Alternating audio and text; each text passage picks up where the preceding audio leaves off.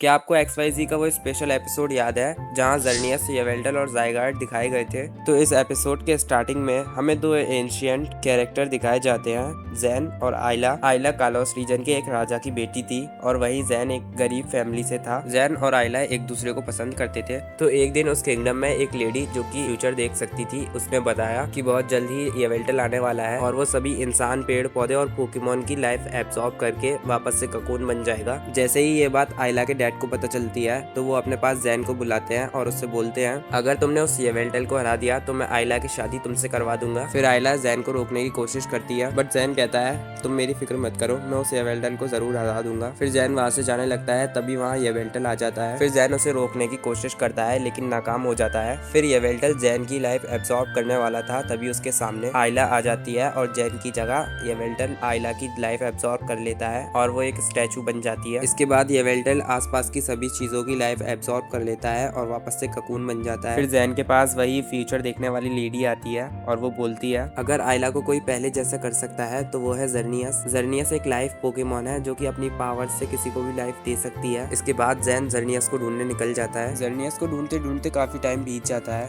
फिर एक दिन जैन को जख्मी पोकेमोन दिखता है और वो उसकी मदद करने लगता है। फिर वहाँ एक ओल्ड मैन आता है जो बताता है कि यहाँ राजा के लोग आए थे और वो जर्नियस को ले गए। वो राजा जर्नियस की लाइफ पावर को हासिल करना चाहता था लेकिन उसकी कोशिश नाकाम हो जाती है। फिर वो अपने लोगों को जर्नियस के ट्री में आग लगाने का हुक्म देता है। जैन उसको बचाने की कोशिश करता है, तभी वहाँ कई सारे सेल्स आ जाते हैं और वो सब ज़ाइगार्ड में ट्रांसफॉर्म हो जाते हैं। ज़ाइगार्ड जैन और जर्नियस को बचाने के लिए उन सभी पर अटैक कर देता है। उसके बाद जैन को होश आता है और उसके सामने जर्नियस होती है। जैन उससे हेल्प मांगता है लेकिन वो वहाँ से चली जाती है। फिर जैन आइला के स्टैचू के पास आता है और वो खुद से उस जगह को बचाने की कोशिश करता है और उसकी लाइफ में जो भी हुआ था वो सभी पत्थरों पर लिख देता है। वो उस जगह को हरी भरी कर देता है लेकिन कुछ सालों में वो दोबारा से पहले जैसी हो जाती है। फिर वहाँ जर्नियस आ जाता है और वो अपनी पावर से सभी पेड़ पौधों को दोबारा से ठीक कर देता है, लेकिन आइला के स्टैचू में जान वापस नहीं आती है और जर्नियस वहाँ से चली जाती है। फिर प्रोफेसर सिकेमोर दिखाए जाते हैं जो कि एलेक्सा को इस स्टोरी के बारे में बता रहे थे। फिर एलेक्सा प्रोफेसर से बोलती है, उसके बाद जैन का क्या हुआ? प्रोफेसर बोलते हैं, इसके आगे की स्टोरी मुझे नहीं पता। फिर हमें फ्लैशबैक दिखाया जाता है जहां जैन बूढ़ा हो चुका था और वो आइला के स्टैचू के पास लेटा हुआ है और उसकी लाइफ में क्या क्या हुआ था वो सब एक छोटी लड़की को बताता है और फिर वो अपनी आंखें बंद कर लेता है